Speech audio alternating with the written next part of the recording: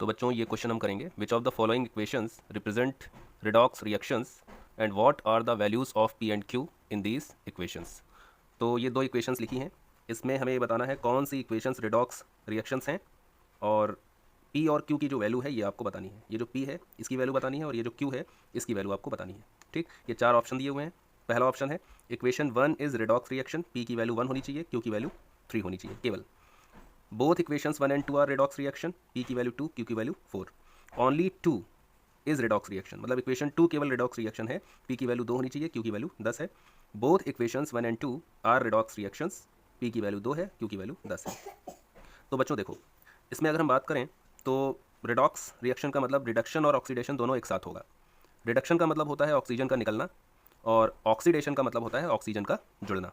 तो अगर हम पहली इक्वेशन की बात करें तो इसमें आप देखो आयरन के साथ पहले ऑक्सीजन था, ठीक, अब लेकिन आयरन के साथ ऑक्सीजन नहीं है, यानी आयरन से ऑक्सीजन चला गया है ना, तो आयरन का क्या हो गया, रिडक्शन हो गया। अगर मैं एल्यूमिनियम की बात करूं, पहले ये अकेला था लेकिन अब देखो एल्यूमिनियम के साथ ऑक्सीजन जुड़ गया, तो एल्यूमिनियम का ऑक्सीडेशन हो रहा है, आयरन का रिडक्शन हो रहा है। ठीक, तो ये तो रेडॉक्स रिएक्शन है, कंफर्म हो गया।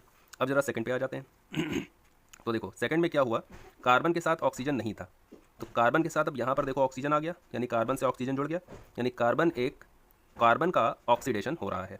यहाँ पर देखो ऑक्सीजन 2 थे और यहाँ पर ऑक्सीजन केवल एक ही बचा, यानी ऑक्सीजन का रिडक्शन हो रहा है, क्योंकि ऑक्सीजन से एक ऑक्सीजन चला गया, यहाँ 2 थे यहाँ एक ही बचा, सही है ना। तो ऑक्सीजन का रिडक्शन हो रहा है और कार्बन का ऑक्सीडेशन हो रहा है, तो दोनों ही रेडॉक्स रिएक्शन है। अब ऑप्शन का चुनाव करते हैं। देखो तो दोनों ही रेडॉक्स रिएक्शन है, यानी बोथ रेडॉक्स रिएक्शन वाली जो ऑप्शन होगा वो हमारा सही होगा। तो बोथ वाला कौन है, एक तो डी है और एक कौन सा है, बी है, इन दोनों में हमारा सही होगा। ठीक, अब कौन सा सही है तो देखते हैं। देखो तो ये सही है। अब पी और क्यू की बात हम कर देते हैं। ठीक, तो पी की वैल्यू क्या होगी, देखो अगर हम एफ की बात करें तो एफ देखो यहाँ पर कितने हैं, 2, तो यहाँ पर आप क्या लगा दोगे, 2 लगा दोगे, तो पी की वैल्यू क्या हो गई, 2 हो गई, है कि नहीं।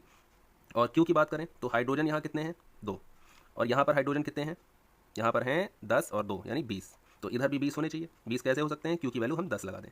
ठीक, तो पी की वैल्यू 2 होनी चाहिए और क्यू की वैल्यू 10 होनी चाहिए। ठीक, तो ऑप्शन कौन सा सही होगा, डी ऑप्शन आपका सही होगा।